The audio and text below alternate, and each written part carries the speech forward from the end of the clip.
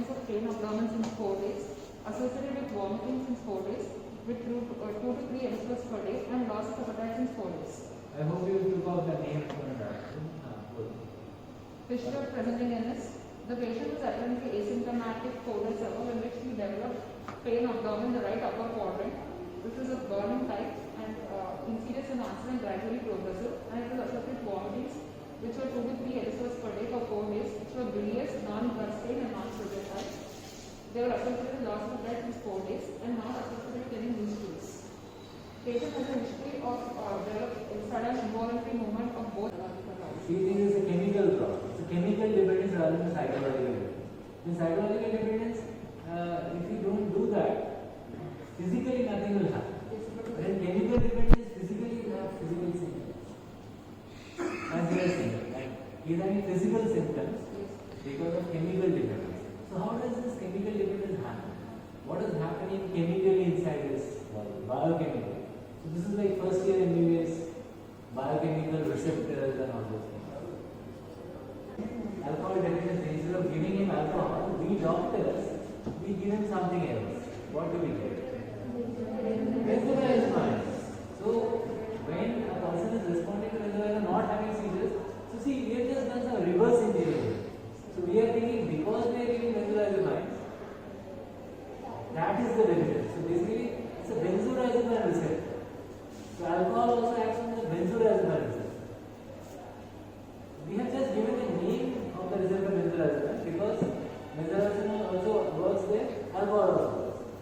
We could have called it the alcohol receptor also. But we prefer to call it the benzodiazepine. So when the alcohol is not there, we can saturate it with benzodiazepine. Basically, it's a receptor where two chemicals get saturated. One is the C2H5 and the other is the benzodiazepine. And who knows, there may be other chemicals which are not as bad as benzodiazepine. Because benzodiazepine also puts you to sleep. Yeah, we don't even know why it's here. Other chemicals which we till now don't know about, which maybe one day one of you will discover and get the Nobel Prize for it. Because the biggest problem is alcoholism. You see, we treat so many patients with cirrhosis of liver, pancreatitis. Examination periods S1 and S2 are blood, calprotectin and blood, with paracetamol and lead and RT detectors. Respiratory, bilateral red sounds are no dyspnea or these, all areas corresponding equally. Facial and semicolon. Abdomen inspection, umbilicus is inverted, normal in shape, all quadrants of abdomen move equally to respiration, no scarred sinuses or involved raised visible pulsations. On palpation, no local rise of temperature and tenderness is present in the right hypochondrial, epigastrium and umbilical region. How much water has gone out of this body? That much of water she has given to this patient. Which is how much water? That he has lost 1 liter, so I should replace 1 liter.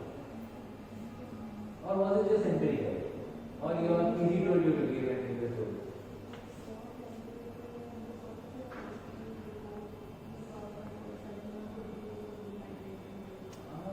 So there's something else. So she is saying that the patient has something else. She saw hemoglobin of 19 point something. So why does he have this polycythemia? Tausif has shared something today. What do you think would be the reason for this polycythemia? And we have all started about another problem of patient. So till now we are thinking of CNS and maybe somewhere in the liver or pancreas or GI tract causing vomiting and pain abdomen. So vomiting and pain abdomen is something we need to actually discuss to know where is the pain abdomen localized. In fact, today there is a discussion on pain abdomen and pregnancy. So we had two choices, either to take you there and listen to their things, but we prefer this because we talk about it. Yes. So what do you think? What kind of a hyperbilirubinemia is this? And the STIT is mildly elevated alcohol. So he definitely has got hepatitis, there is no doubt about it. And he has got unconjugated hyperbilirubinemia. So hepatitis is unconjugated hyperbilirubinemia. Isn't it? The direct is 1.49, total is much more. His Barrett says that I can't feel it at all. Because of the lungs all around it. I can't feel the heart. The pulsation is going, but so much of lung here, I can't feel anything. Which is what you expect in emphysema. In emphysema, the heart will become tubular. Because of the pullings, because of the lengthening, it will become tubular. So then you won't feel any effects. Anyway, maybe the epigastrium. So was it there or not? So you felt a good apex everywhere? I didn't feel proper. No apex. I felt it was not proper. I can't localize it to one region. No, localization, but was there a forceful pulsation? Forceful, sir. It wasn't. It was very vague, Yes. very mild vague. So that will be consistent with the deformity which is not allowing the hard sound to be appreciated by the hand. Because there's so much of chest deformity and lung around, you cannot appreciate the signals. So that would be consistent. Okay. And parasternal heave would also be high.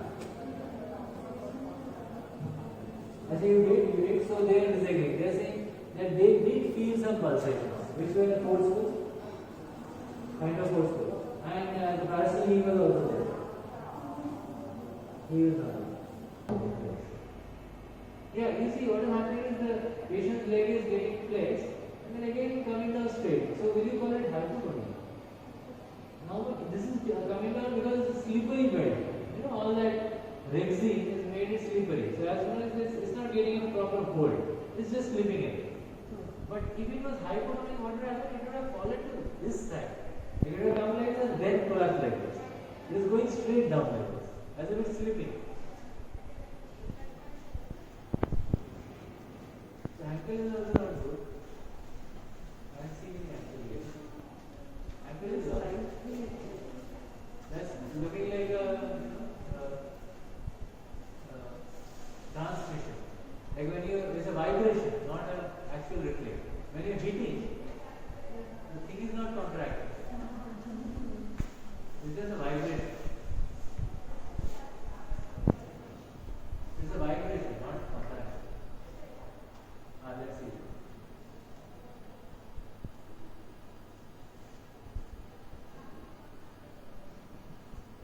This is a vibration. No contraction. Ankle is lost. Okay, let's see the knee. Good, very nice video. Very well done. Hand off. See what a nice reflex it is. Such a exaggerated reflex. So we are all sitting here comfortably and looking at that. In our patient only. If we had to all crowd around and see that, half of us wouldn't be able to see you. This is so much better.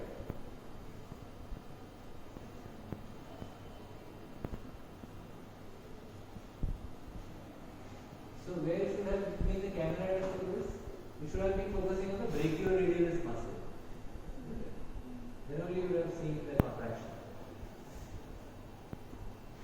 Yeah, so he is showing the ankle joint. Yeah, here also. Yeah, but here what is happening is the proper triangle. This is biceps, the right biceps. This is the tricep.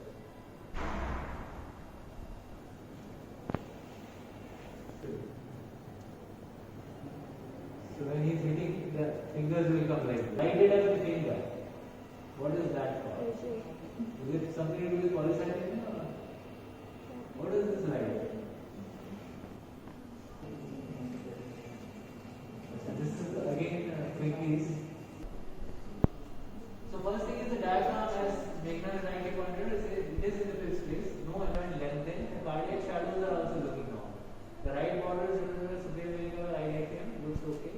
Right inferior lower branch is okay. A lot of vasculature is increased here, which could indicate some chronic bronchitis because inflammation of the bronchi. So a lot of vasculature will be increased here. That is one possibility. And whatever, look at the ribs. Yes, these ribs. What do you think about the ribs? Have you seen this broad? This diameter is so big. Maybe this is what his chest problem is. I mean, it's a clue to his chest problem. These are bigger ribs. He's got some deformity in his chest. Now, is it Meghna's disease or somebody else has described it first? That Meghna will have to find out. The main pulmonary artery, it comes and fills up this concavity, which is here, between this aortic knuckle, which is the ascending and descending aorta all together in one frame, and ascending and the arch of aorta there. So all you see is a knuckle, just like if somebody's knuckle is here. So after that, there should be a concavity where there will be a concavity, and then there is a left ventricle. But what you are seeing is instead of the concavity, there is something which has come out here straight. What happens often is if the pulmonary artery, main pulmonary artery is here, supposed to be here, this is called the pulmonary vein. So when the pulmonary artery becomes bigger, like in the brain, this right inferior lower branch also dilates when there is pulmonary artery hypertension. And this should be more than 1.5 cm. But here it looks like 1.5 only. And here the main pulmonary artery will all occupy this area. But here main pulmonary artery, we are not seeing it as a main. It's like looking like more like a straight line here. So what is the straight line? This is most likely an unfolding of the arch of the aorta. Because what has happened, or the descending aorta basically, it's the ascending is coming like this, and the descending has come like this, a little bit like that. So that's how it has probably been showing. At least that's what I think. And there's the left atrial appendage here, left ventricle. So the left border of the heart is made by the aortic knuckle, the pulmonary vein, and sometimes the aorta might unfold. And there's this left atrial appendage and left ventricle, pre-posterior wall of the left ventricle. So these are the radiological landmarks. The PCV is high, so we have to first rule of its absolute or relative. So relative in case if you have the high elevation and all, in that case PCV may be high. So in absolute, So PCV is high. So is it because of dehydration or how do we know? He has mild dehydration. Huh? He has mild dehydration. Yeah, how do we know he has mild dehydration? Clinical judgment. Tongue, skin, you know, but it is not very.